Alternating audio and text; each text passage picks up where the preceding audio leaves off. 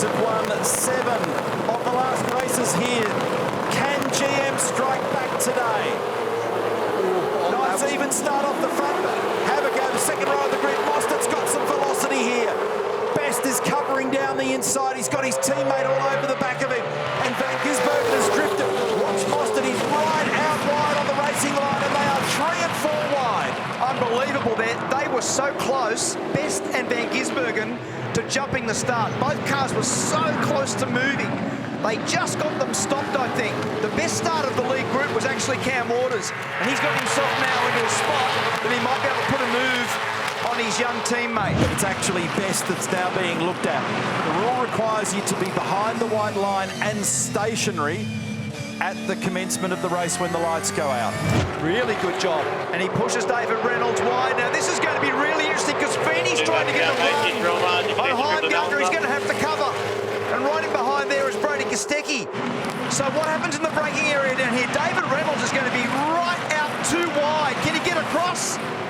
He does a nice job. Beautiful driving, David, and well done, Andre Heimgartner. He could have served him off the road then. And we've just been advised that no further action has just come up on Motorsport Australia timing screens here. Advice from race control: no further action, no penalties. So, control to all teams. Control to all teams. Race 21 has been declared wet. Race 21 has been declared wet.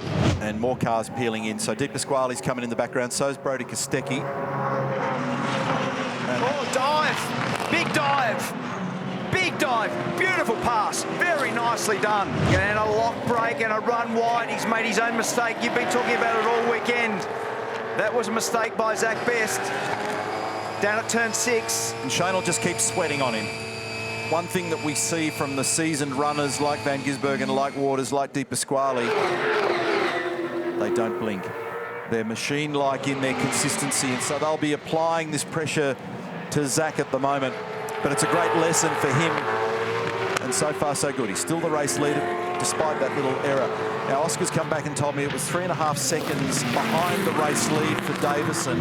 Absolutely. Here we go. So Will's got him now. Anton might be able to get Cam here in this little battle, and this is a big argument down at turn 1. One's on cold rear tyres, the other tyres are warm on Di Pasquale's car, and Cam escorts him off the road and then gets a serve by return from Di Pasquale.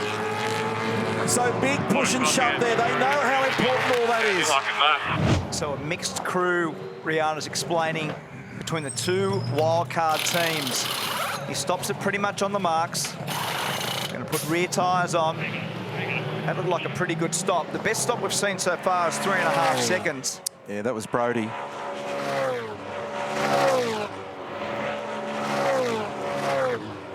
The other thing that's important here for Zach Best is procedure, because there's a procedure in terms of line locking the wheels during the stop. All that has to have been thought about and managed. So the join here is key. Meantime, Van Gisbergen has just gone faster in sector 1 again. So they're leaving him out a little bit longer, and he's quick. And that's the fastest lap of the race awarded to his name, as it has been many times this year. Waters up the inside, importantly, of Best. So the undercut has provided a benefit there. And if anything, Zach's right in the heavy-duty zone here at the moment, because he's got Di Pasquale putting up a decent fight. And Anton gets held up high and wide, and that's cost him to Brody. Oh, Cam Waters is locked up and run wide at turn 1. Tours the gravel in the process, and that's very costly for him. And puts him right into the clutches of Chaz Mostert. Mate, you can see you're going to clear on into the pit box, so don't come across too early. I'll tell you when to swing across. You'll be stopping centre on the board. Remember to build that brake pressure as the car goes up. Fairly short stop, mate, so keep it in gear. You've got 3 more boxes, 2 more, 1 more. Swing across now. And stopping centre on the board, please.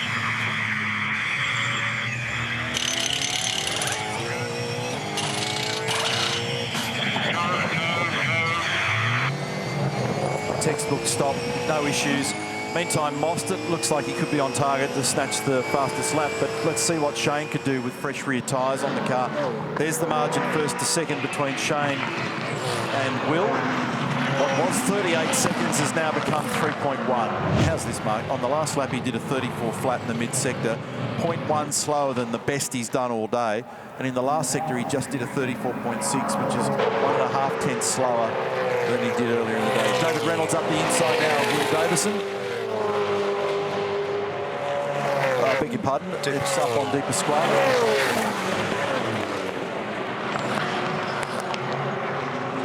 Just hung him wide there, David. Just escorted him to the final turning point. Out of the final corner for Shane van Gisbergen. We asked the question at the top of the day, will GM strike back? And the answer is yes. And it's a fastest lap to boot for Shane van Gisbergen.